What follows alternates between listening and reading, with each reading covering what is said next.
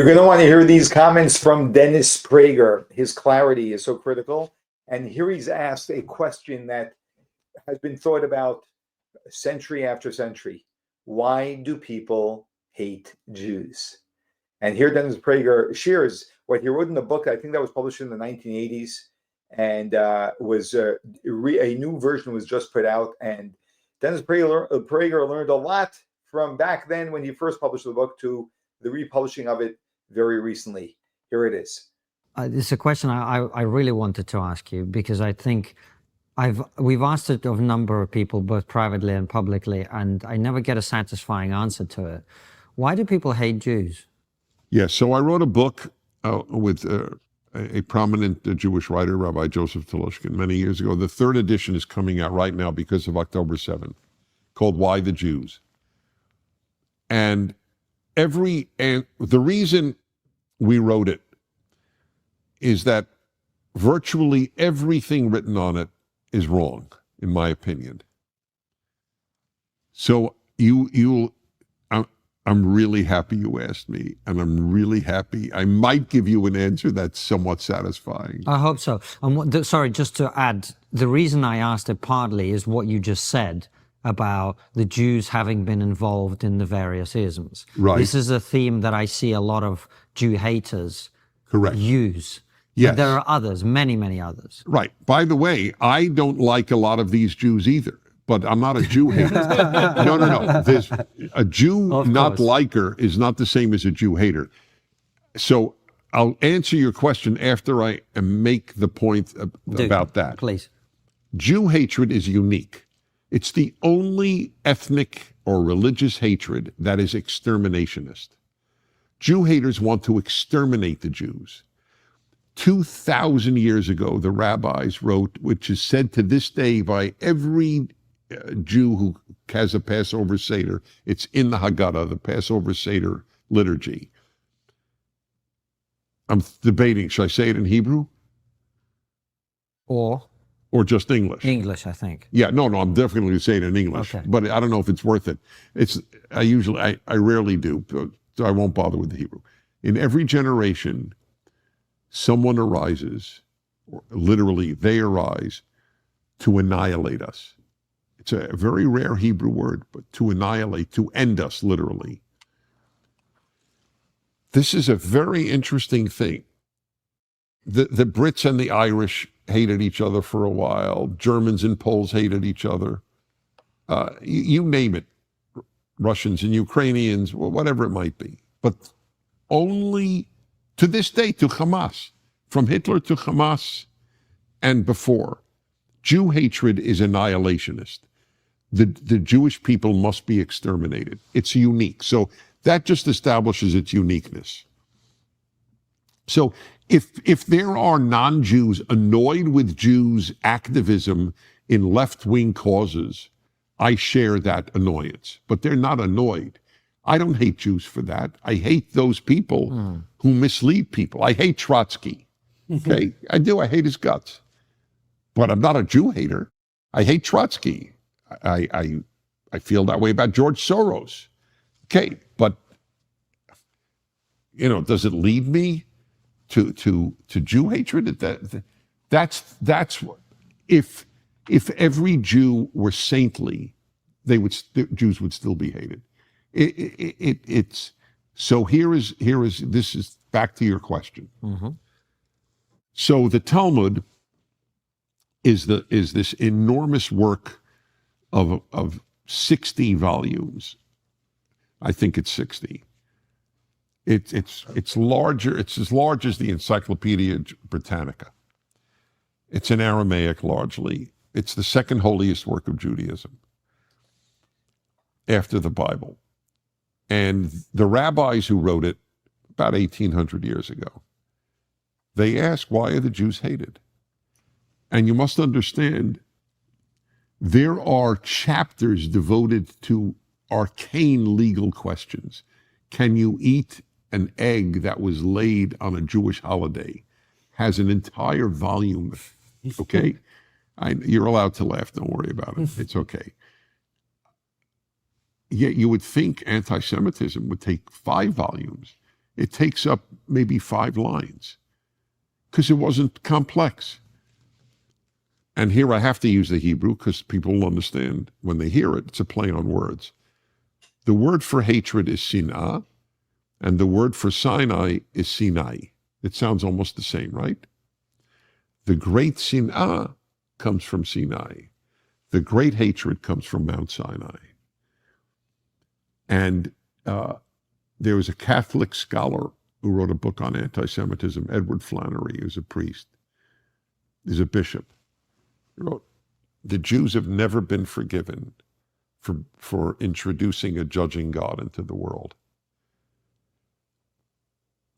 No matter how Jews behave, religious, secular, bad, good, there is a metaphysical reality to Jewish existence. And that is evil focuses on the Jews. Mm. And many non-Jews dismissed Hitler as the Jews' problem. To their great error, because it ended up with 60 million people, minus 6 million, 52 million, 54 million roughly were killed as a result of Hitler. And the staggering ramifications of all that suffering. The Jews are the canary in the mine. For those who don't know, apparently miners would take canaries to the mine. They would die before the miners knew there were noxious fumes. So the miner saw the canary die and knew, oh, there are noxious fumes, let's fight them. Let's destroy the fumes. That's the Jew is the miner's canary. So you have a choice if you're a non-Jew. Oh, look, the canary died. Too bad. Who knows why the canary died? Or you could say, oh, we know why the canary died. There are noxious fumes that need to be fought. So it's irrespective, whether Jews are nice or not nice. Jews are a mixed bag like every group on earth. There were great Jews, awful Jews. By the way, I do remind this because, again, most of my life is to and with Christians. When a Christian leaves Christian belief, no one calls him a Christian. When a Jew leaves Jewish belief, he is still called a Jew. Mm. I'm stuck with George Soros. George Soros is as Jewish as this glass, but everyone says he's a Jew.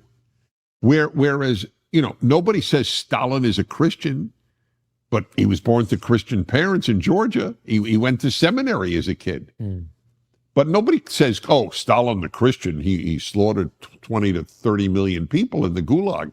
No, they just say Stalin. But if Stalin were born to Jewish parents and rejected Judaism completely, just like Trotsky did, say, oh, Stalin was a Jew.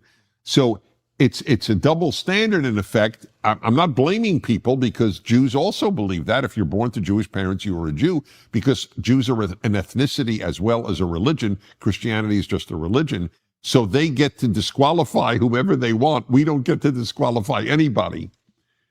But the hatred coming from Sinai, the Jews, we have this crappy role that the bad focus on us.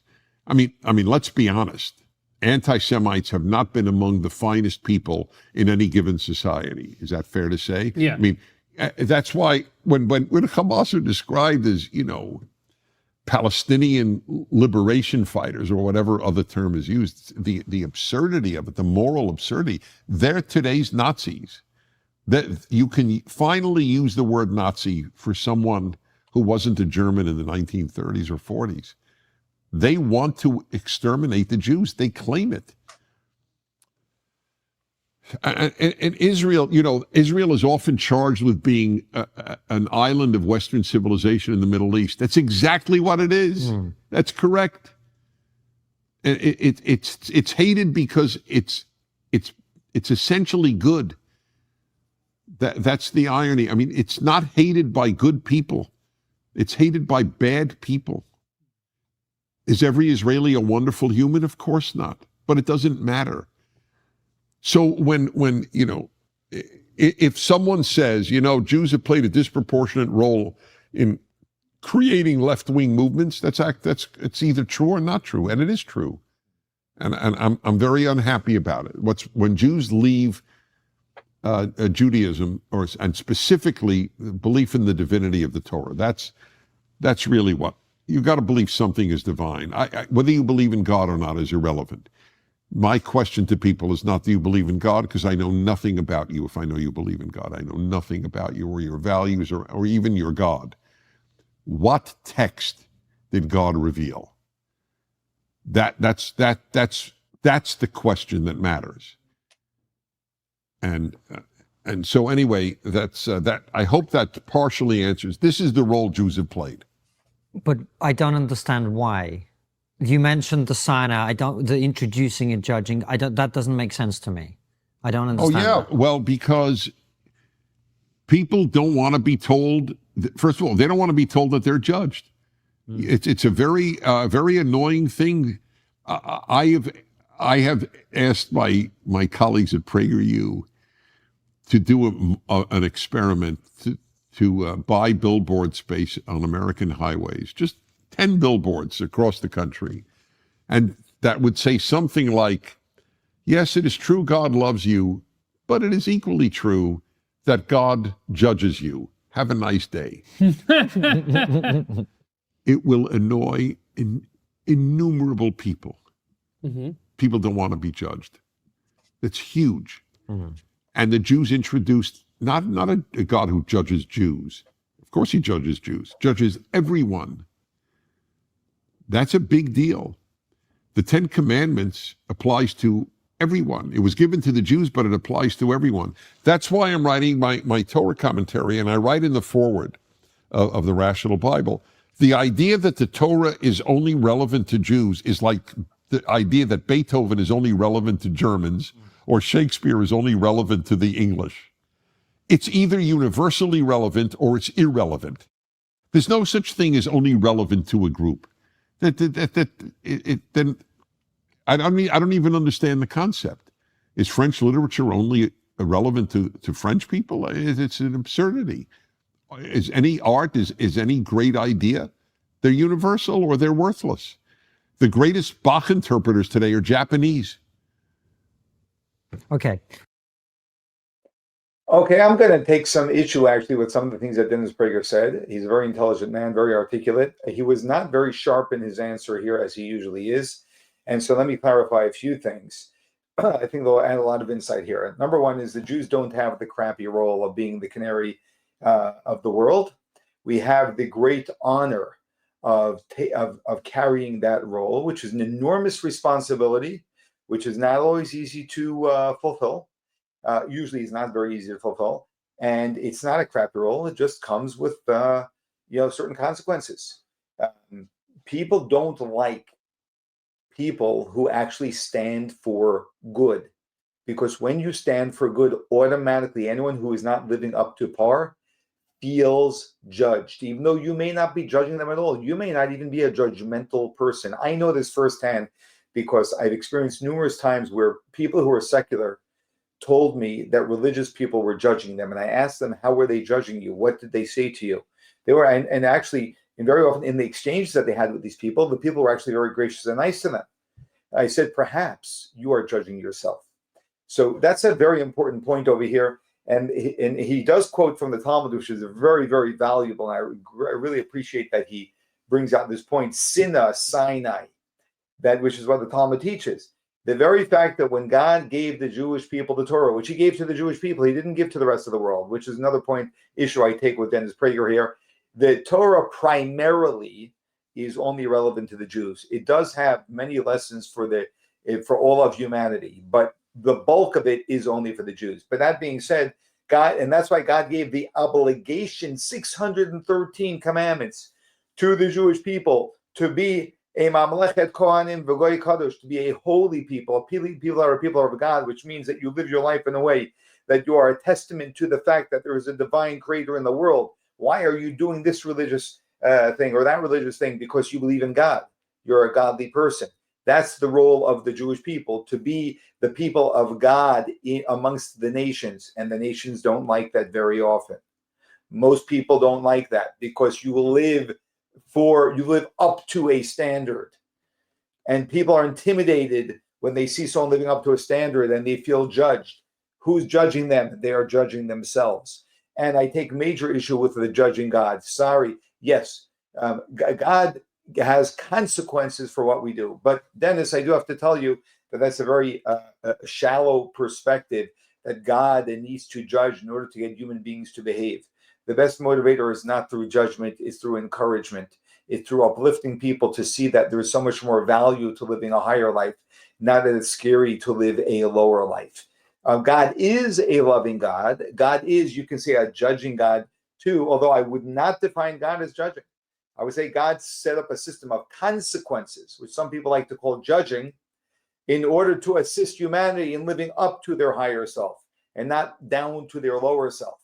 But primarily and essentially, God is, in fact, a loving God. And that is what we bring to the world. So we don't need to use the whole judging thing. We have to realize that it's people who are judging themselves, and that the Jewish people were put on are held to a higher standard by God, and we hold ourselves to a higher standard. And by living that standard, other people feel judged, and they're actually judging themselves. And then they take out their hate on who? On the Jewish people. Welcome to the history of the Jews.